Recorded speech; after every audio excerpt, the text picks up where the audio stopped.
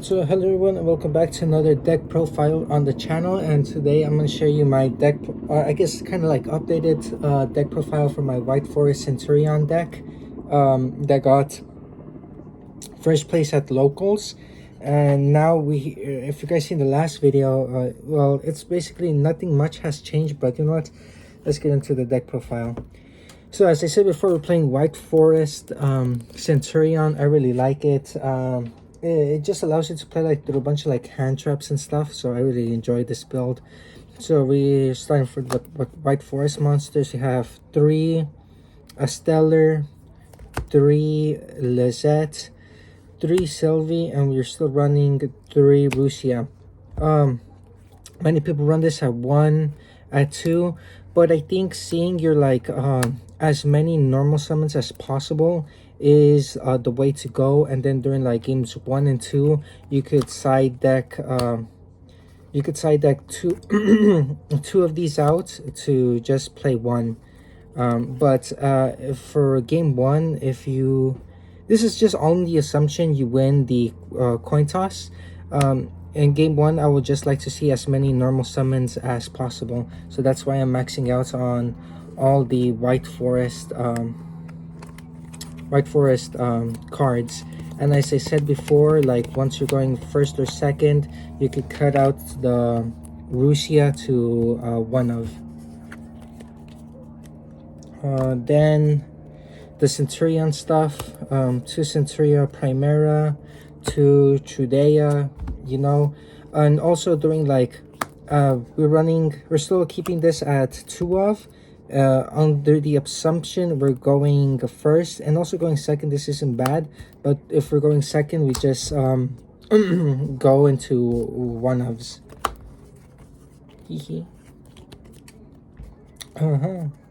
Then you already know the toy box stuff, 2 1 and 1. I'm really considering adding a toy soldier to 2, and then adding reinforcement of the army, because this is a warrior and this easily could get you started with your like combos. So I'm really tempted to playing this at 2. We will see moving forward, or once like Rage of the Abyss comes out, I'll like test a bit more. Then for the hand traps, the 1 Effect Veiler, 2 Ash Blossoms. Effect Veiler, since it's a spellcaster, you can easily search this throughout the combo. And then 2 Ash Blossom, because Ash Blossom is a nice card to have.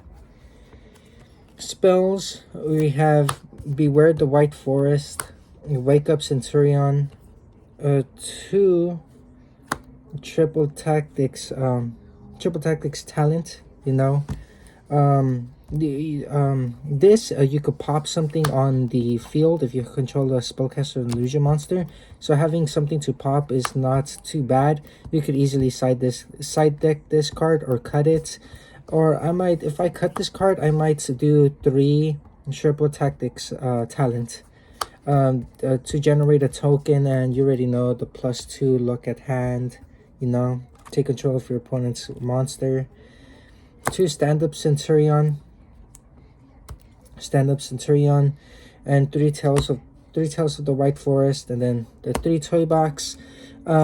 Stuff for the spells that I would probably cut would be like Beware and White Forest. I think this could easily be played as, the White Forest stuff could easily be played as a 2 of in the deck. And you could honestly easily side deck it. As I said before, like my approach to side decks are like, you know what, keep everything that you think is good like a max, and then like during your like side deck process, you could cut out the stuff that you would like normally cut out. It just makes side decking easier. And then we have 1 Woes of the White Forest, Centurion Phalanx, Mannadium Reframing, and then 2 and 2. Stuff I would cut out from this would probably be the evenly matched. The only reason I will cut this out is probably to put in 2 thrust, just to make board breaking easy. I think Hand traps or board breakers, I think board breakers are much better because if you try a hand trap an opponent, well, stuff like Snake Eyes, Ubel, thing Melodious, they have like so many starters. It's like literally hard to like stop everything. So I think approaching this format to a board breaker format will be much better. Onto the side deck, we're running one Abyss Dweller, one Typhon. The reason we're running Abyss Dweller is because during the combos, I usually land on 2 level 4s. So I usually land on like 2 boss monsters, and then I 2 boss monsters, synchro 6, and then I'm left with a tuner, which will be like no, I'm left off it'll be easier. I'm left with one of a Stellar or a Lizette, and then I probably end on like a Silvera or a Rusia, and then we have like the 2 boss monsters on either side. So with this, since we have like this will be like our board. So the 2 boss monsters and then the rest of the materials we have here.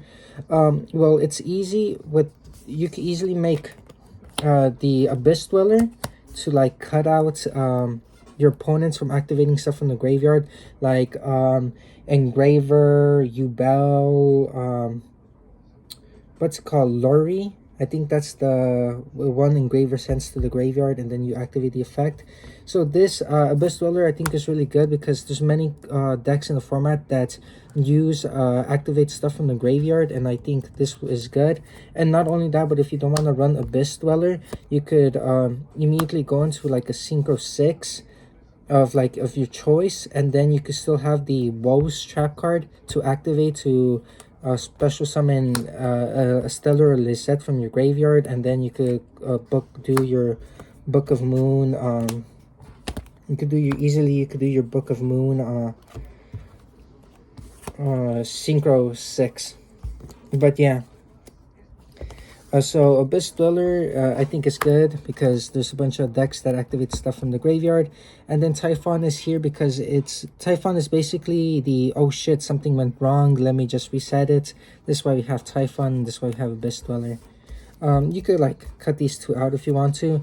Then we're running one IP, one SP Little Knight, and then one Celine. Celine is here because she can like special summon from the deck or graveyard a spellcaster monster, and half this deck is the main engine is spellcaster, so really good card. Onto the 6, the synchros. We have Stardust Charge Warrior, Silvera, Rusia. Stardust Charge Warrior, you could realistically cut this out if you want to, but I like as I showed you before, the combo of like why I bringing Abyss Dweller. Well, instead, if you don't want to do like Abyss Dweller, you could go into a Stardust Charge Warrior with like a Lisette or a Silvera, and you could like get a draw 1, and then you won't have to worry because you would still have an extra body on the field to go into your woes. So I decided to add Stardust Charge Warrior for the draw 1. You could use Tri-Edge Master that one, but since I have this, you know, it still works pretty well. The Book of Moon, and then the Roselia to like combos. Then we have the Diabel, you know, to like combos.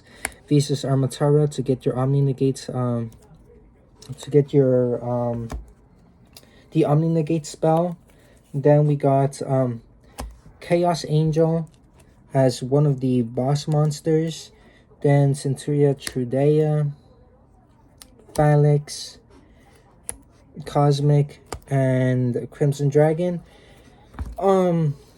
This we decided to add this because the tuners here, there are light, so you know, the Roselia and the Silvera. And then, as I said before, with the combo I explained, where you were left with like Lisette or an stellar, and then the 2 4s. Well, since this is when you synchro using light monsters, all your synchro monsters are unaffected by traps. So then an end board will basically be like these three, unaffected by card effects thanks to this being synchroned with light. Then this has protection because you have like a Trudeia in your spell trap zone, the Omni negate. Then you have the Visas, no, Mannadium reframing, which is an Omni negate. So having Chaos Angel is nice. And then Crimson Dragon, well, we already know what the beautiful Crimson Dragon does. Drink. Yeah, so those are my choices for this. As I said before, from this you could cut Stardust Charge Warrior if you want to. You could realistically cut out the Chaos Angel if you want to. You could cut out the Abyss Dweller, and the Typhon. So it just depends on like what you want. I guess I'm also kind of like explaining like my choices for the decks, just so you guys could be like, well, you know, I think this will be better, and I hear you, And then for side deck, nothing much has changed. Run 3 Joel and Lockbird. I think this and Ash Blossom, I think, are like the only hand traps that I think are worth running, because Joel and Lockbird is, I'm pretty sure this is like one of the few cards that actually could stop Snake Eyes from like doing their like long combos. So 3 Joel, then we have Called by the Grave, and the 1 Pot of Prosperity. The reason we have the Pot of Prosperity is because sometimes it's hard to find your starters like a Stellar or Lizette. So having the Pot of Desires could be good. You know, I'm not sure if I want to main deck this or like immediately cut it out. And then we have Back Row Hate for Heartbeats, Feather Duster, 2 Cosmic Cyclones. This is just for like Runick and like probably Labyrinth. Then we have 3 Forbidden Droplets. As I said before, I think board breakers are much better than trying to like do hand traps. Yeah. Then we have Woes and 3 D-Barriers. D-Barrier, well, there's not much to say. But the reason I have Woes is because I think Woes is a much better card than the Tales of the White Forest. Because you could like, because with Tales of the White Forest, I think it could be easily stopped. But if you have like Woes, you can like still like go into like a Synchro 6 or like Book of Moon like your opponent. And that's why I have an extra copy of this. And that's it. So that's my first place Centurion Whitewood's deck profile. Nothing much has changed except the side deck and the extra deck. But yeah, so I hope you guys enjoyed the little rundown on why I run certain cards or why I run certain ratios. As I said before, nothing much has really changed. If anything, I would probably like to add an extra Toy Soldier, triple Tactics Thrust, because it will easily like help out.